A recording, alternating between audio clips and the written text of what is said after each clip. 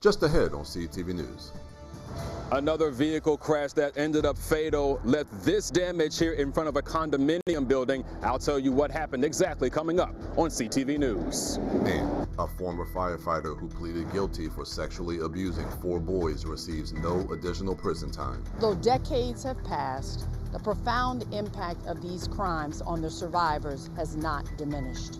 Plus, dozens of Care First volunteers stop in Hyattsville to give back to the Share Food Network. We're working to close gaps. We know that food is medicine, and together we can solve complex issues. These stories and more on CTV News, starting now.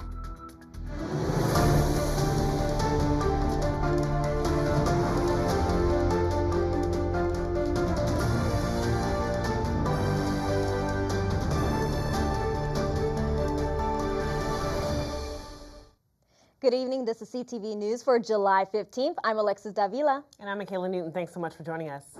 Our top story tonight, there was another fatal crash late last night, the second one to happen this week. Unfortunately, lives were lost as a result of this crash, and CTV's Brandon Williams joins us right now from Adelphi with more details.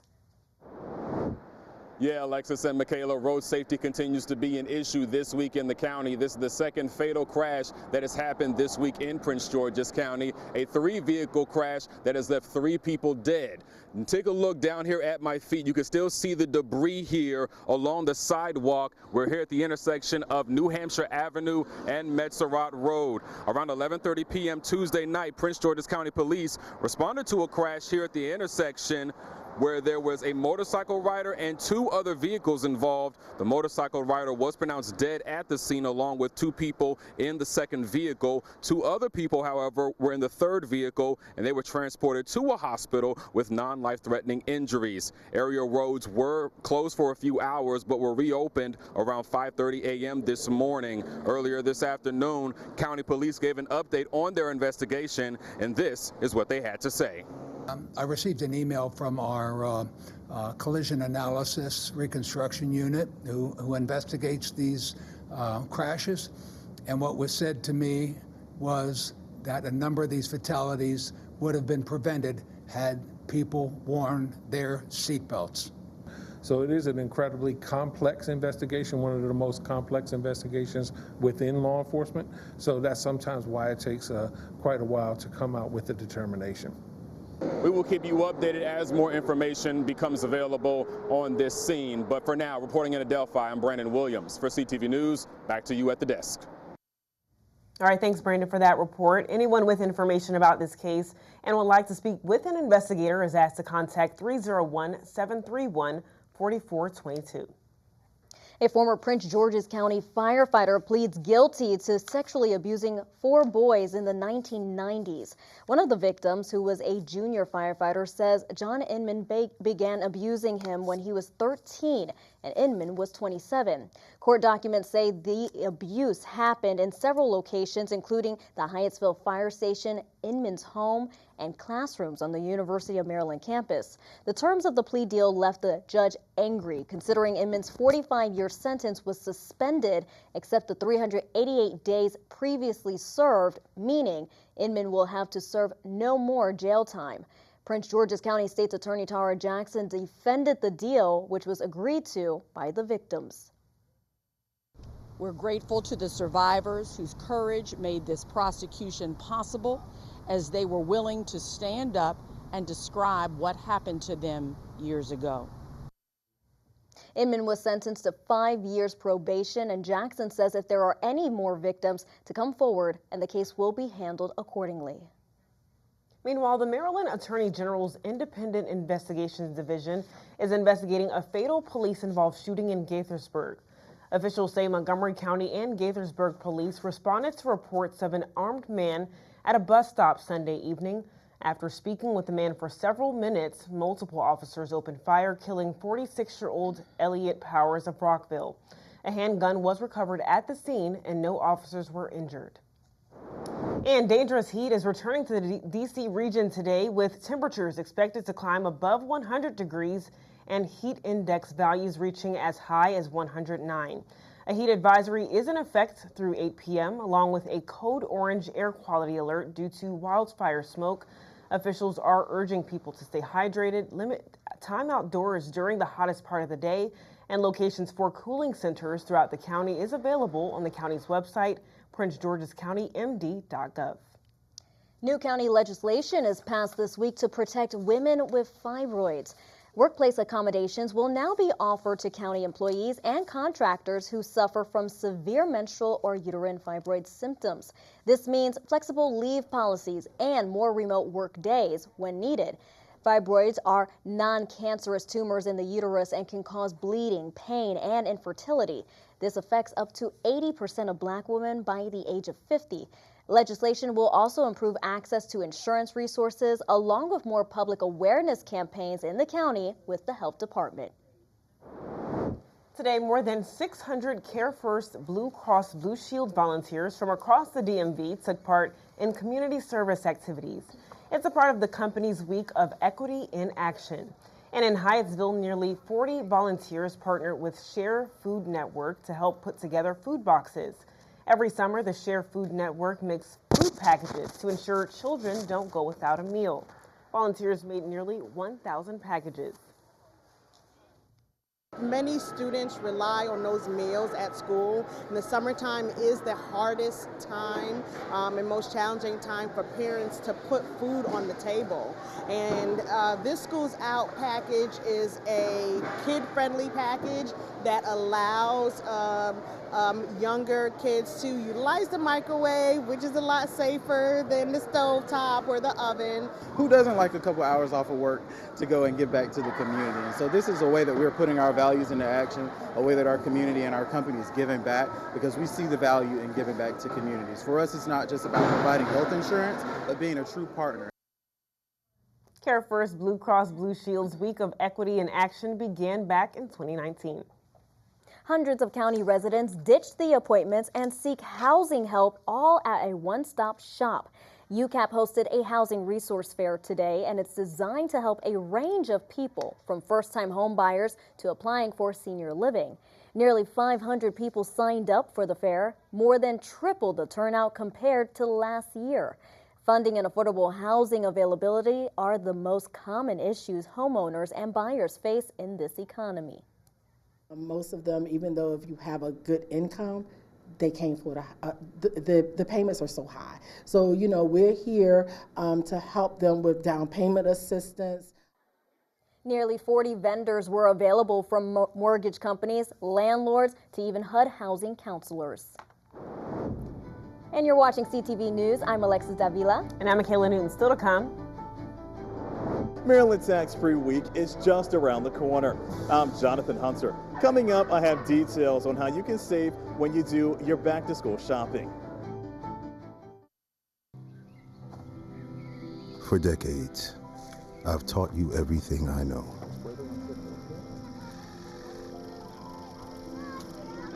How to safely build a fire.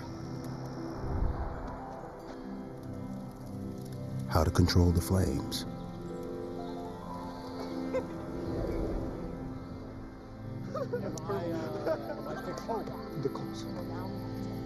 What to do with hot coals.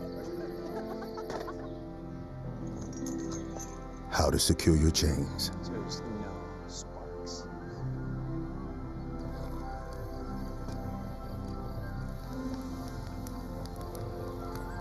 But I can only teach wildfire prevention. Only you can prevent wildfires.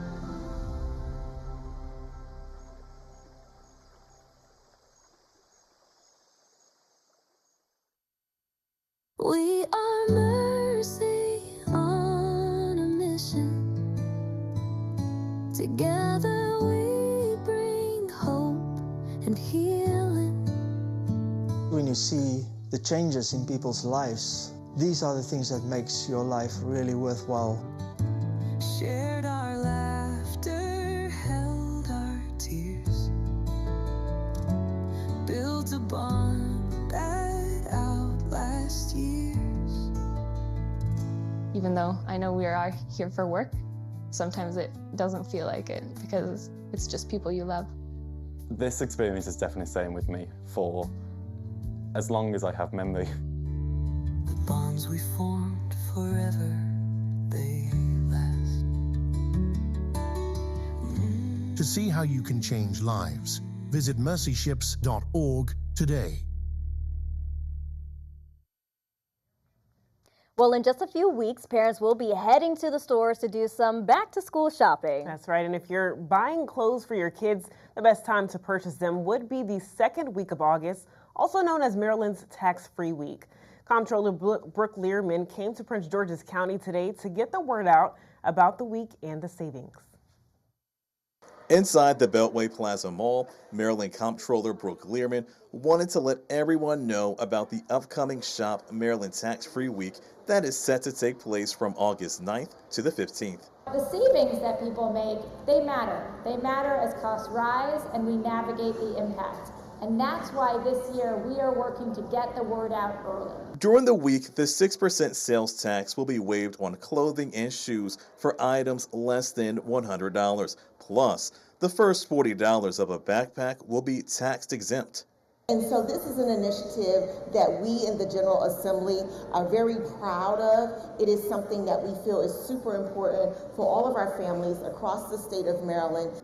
And this year for Maryland Tax-Free Week, shoppers can enter a video in a contest highlighting their favorite retailer, and the winner will receive $1,000. The second place winner will receive $500 and the third place winner will receive $250 just by posting a video at their favorite retailer. Monique Jefferson is a godparent who is getting ready to do back-to-school shopping for her 6-year-old godson. Now we got to catch this growth spurt, so we'll be getting a lot of uniforms because he's growing really fast. She says the tax-free week is a lifesaver. That 6% allows me to give him more. And so I'm definitely appreciative to Maryland. In Greenbelt, Jonathan Hunter, CTV News. And to participate in the video contest, you have to post videos on social media using the hashtag ShopMDTaxFree. Now, during this past election season, Maryland saw record-breaking numbers for candidates using public financing programs. Over in Montgomery County, Councilmember Will Jawando was a county executive candidate using public financing and the only one in the state to win the Democratic primary. Here in Prince George's County, the candidate for the District 1 County Council seat, Michelle Garcia, participated in the Fair Election Fund. She received $75,000 and won with 67% of the vote. And speaking of the county council primaries, former Maryland lawmaker Victor Ramirez is preparing to make his return to public office. After winning 63% of the vote, he is set to take the county council District 2 seat. Ramirez previously served as a state delegate and senator from 2003 to 2019, and his top priorities include increasing the tax base within the district and county, along with using developments around Hyattsville to generate more revenue. Now, attention property owners, if your land is used as public disturbance, you'll now face higher fines. The County Council unanimously passed a bill Tuesday that doubles the current fine from $1,000 to $2,000. And the county can continue to fine you an additional $5,000 every day that violation is still in place. The goal is to deter issues like public dumping and accumulating homeless encampments. This new law takes effect at the end of the summer. Prince George's County Public Schools are taking advantage this summer to start renovating schools. Yesterday, leaders broke ground to celebrate the reconstruction of an elementary school. Students at James E. Duckworth Elementary School will temporarily relocate to Kenmore Middle School. Investment opportunities will open later this year, giving Prince George's County residents the chance to help fund the construction of the new schools. This building will serve as a beautiful, tranquil sanctuary for learning. Transforming this vision into reality is a monumental achievement and a testament to the power of the P3 public-private partnership model. Through this innovative public-private partnership experience, we are able to move forward expeditiously. And all returns on those investments will be given back to the schools. Montgomery County Police wants to add more drones to their fleet, but some people are pushing back. Since the county launched the drone program in 2023, police dispatched drones to more than 5,000 service calls. Now, the department wants to expand its coverage area, upgrade these drones, and improve response times. However, watchdog groups are worried the technology hovering in the sky will target minority groups, infringe on privacy rights, and are too costly for taxpayers. Police are looking to have a total of 12 drones in their fleet. They say the new smaller drones will reach the scene of an incident 75% faster than a squad car. And still to come on CTV News, foodies, listen up. Taste of College Park Week starts Friday, and if you're looking to spice up your go-to restaurant options, stay tuned. Once upon a time, there was a special blue marble. Well, a green and blue marble, really. It floated in space. If you looked closely, you could see curious creatures of all sizes, colors, and shapes, and happy people like you and me. The marble gave them everything they needed to survive, and more. Crisp air to breathe, fresh water to drink, tasty food to fill their bellies, crucial medicines to keep them healthy, and gigantic trees to use for their homes. For a while, the people felt peace, and the marble fed their souls. But as time passed, the people changed. They became busy and distracted. The marble changed too. All life there came under pressure. Nature needed their help, and they realized they needed nature too. So they partnered with the sun, the wind, the land, and the water to restore the marble that had always sustained them. Is that the end of the story? Not at all. Just the beginning. I'm a firefighter. A teacher. I'm a farmer. I'm a barber. A waitress. A mom. We're all part of your community. Every day we move in and out of each other's busy lives. It's easy to take for granted all the little moments that make up our everyday. Some are good, others not so much. But that's life. It's when you experience a moment of uncertainty. Something or someone's behavior that doesn't seem quite right. These are the moments to take a pause. Because if something doesn't feel right, it's probably not. It's not about paranoia or being afraid. It's about standing up and protecting our communities. One detail at a time. Because a lot of little details can become a pattern. We trust our instincts. Just like you should. Because only you know what's not supposed to be in your everyday. So protect your everyday. If you see something suspicious, say something to local authorities. We're out and about trying to get answers to the question, what's the one thing that you wish you would have learned in high school or middle school? What I wish I would have learned while I was in school. I wish I could have learned a lot more about was interest and how that affects you, and then credit. Like, it's just like, oh, you need to make money. Not, oh, you need to build credit because that's going to help you get money. Like, you know? Yeah, money. Money. The word of the day, money. What do you wish you learned in school but didn't? Unlock your boundless possibilities. Learn more at ja.org. Welcome back. A bizarre crime happened Monday involving a bank robbery. And get this, a stolen kitten as the accomplice. Surveillance video shows the suspect grabbing the 3-month-old kitten named Magnolia from the adoption area at the Pet Supplies Plus store in Greenbelt and running out of the store with Magnolia. Investigators say he then crossed the parking lot to a nearby PNC bank, handed the kitten to an employee, and slipped a note to a bank teller demanding cash. Store employees say the man had been coming in almost every day for the past couple of weeks, and police quickly responded to the bank and took the suspect into custody.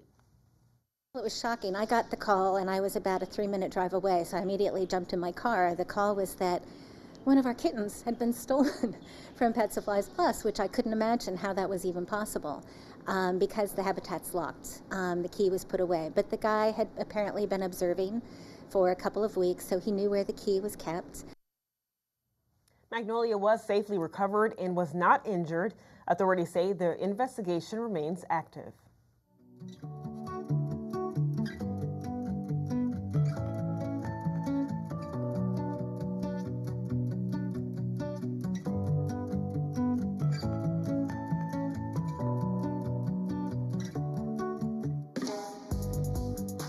This week's Pet of the Week is serving up a whole lot of love. Meet Miso, a 2-year-old female calico and white domestic short hair who's been waiting for her forever family since June 10th. Yes, Animal Services says Miso is a total love bug who thrives on human companionship, whether she's curled up in your lap, soaking up head scratches, or even filling your home with her constant purrs. Miso is ready to whisk her way right into your heart.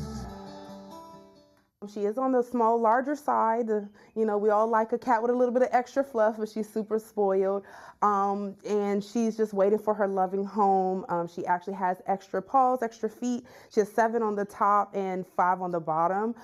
She's really loving. She's like a couch potato. She just loves to be up under you. She loves to be near you, and then she loves to eat. I mean, she'll eat with you, she'll eat beside you, she'll eat before you, she'll eat after you. She's just a loving cat waiting for somebody to come pick her up. Well, and if you're looking for a cat who's as sweet as she is affectionate, Miso and all of her furry friends are ready to meet you. That's right. Call Animal Services at 301-780-7200 and don't miso your chance to meet her, or she just might purr her way into someone else's heart first. Now, changes are coming to the Laurel Park racetrack, which leaves some of the community funding in question. The Maryland Board of Public Works recently approved the purchase of the 115-year-old track for nearly $50 million. Now, community members worry that a fund used to support local nonprofits in the area surrounding the track may run dry as the course transitions into a training facility. The Maryland General Assembly controls the Laurel Race Impact Fund, which disperses $500,000 in grants to groups in Prince George's, Howard, and Anne Arundel counties. All right, calling all of my food lovers out there, one local city is gearing up to bring you a week of local culinary art and dining experiences. Taste of College Park Week starts this Friday, July 17th, until next Sunday, July 26th. Organizers will host an event at the City Hall Plaza with a DJ, food, art, and free Taste of College Park merch. Through the week, 36 participating restaurants will offer special deals and discounts. But for more information and how to participate, you can visit the website right there on your screen. All right, don't move. Simon Buggs is next with our Wednesday sports page. That's right, and I hear today we're highlighting a Chesapeake Bay Sox player. So what's going on, Simon? Don't move on, Muscle sports fans, because coming right up, a pitcher for the Chesapeake Bay Sox earns a major regular season award, and the Washington Wizards shut down their top pick. Stay right there. When a child is fighting a critical illness, there's one truth that touches us all. Every child deserves a childhood. A wish is more than one joyful moment. It sparks a ripple of hope that transforms communities far and wide, even yours. When we grant wishes together, we unlock something bigger, an irresistible movement of kindness, strength, and unity.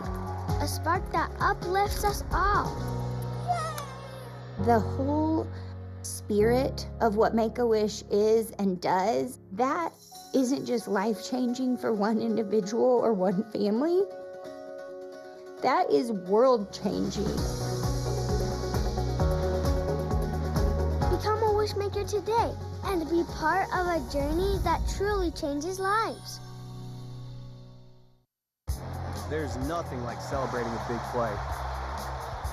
But now, we're celebrating something bigger than sports. Love, you're mine. Love, you're mine. Love, you're mine. You're training your mind as much as you're training your body. For me, just stay grounded. Be with the people who make my mental health better and not worse. I can and I will. Grateful for the highs, grateful for the lows. I am talented, healthy, and strong. The best is yet to come. So when you see us hit this, it's a reminder to Love. Love. Love. Love. Love, you're mine. You're mine. You're mine.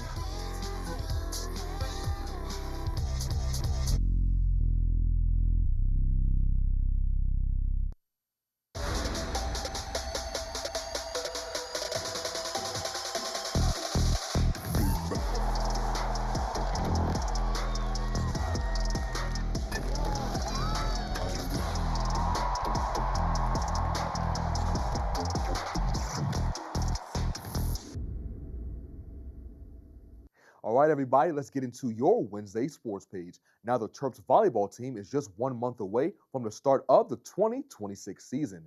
Maryland is coming off a disappointing 2025 season, finishing the year at just 8-22, and ending that season with a 13-game losing streak.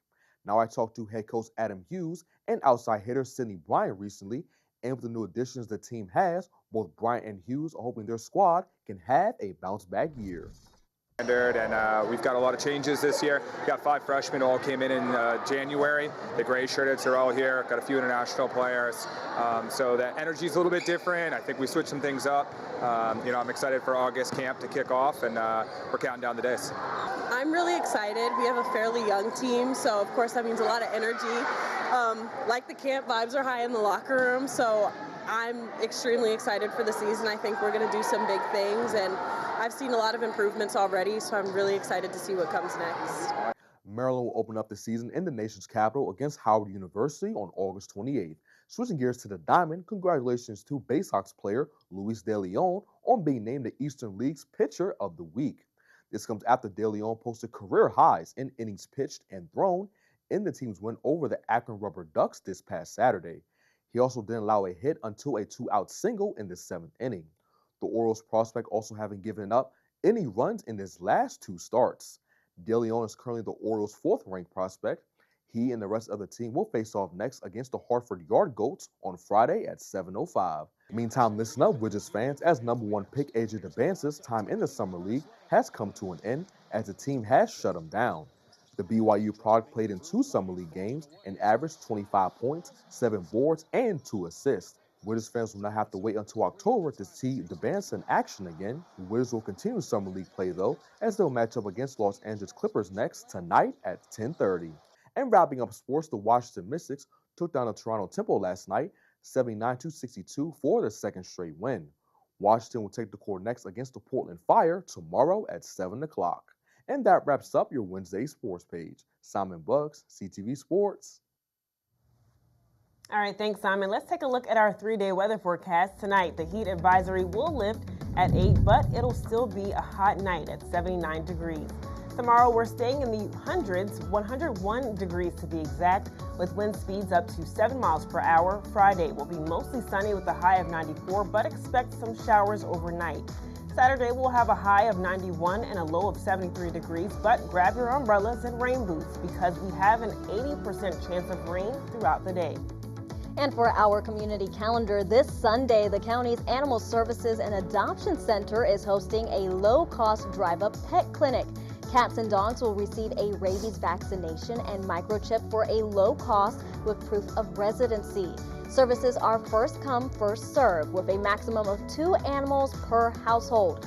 Pets must be at least 4 months old for the rabies vaccinations, and all animals must be on a leash or in a carrier when owners arrive. Now, to register or for more information on this, you can visit PrinceGeorge'sPetsForUs.com. All right, have a story to tell? You can reach out to our CTV News tip line. Give us a call at 301-386-4085, or you can send an email to ctvnews@pgctv.org. And as always, we look forward to hearing from you. All right, that's all the time we have here on CTV News. Thanks so much for joining us. Yes, we'll see you again tomorrow. Have a good night.